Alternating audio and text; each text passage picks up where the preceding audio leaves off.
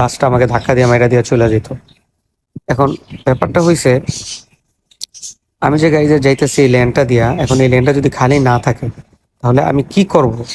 এই লেনটা যদি খালি না থাকে তাহলে আমার তো অন্য জায়গা দিয়ে উঠার কোনো নিয়ম নেই।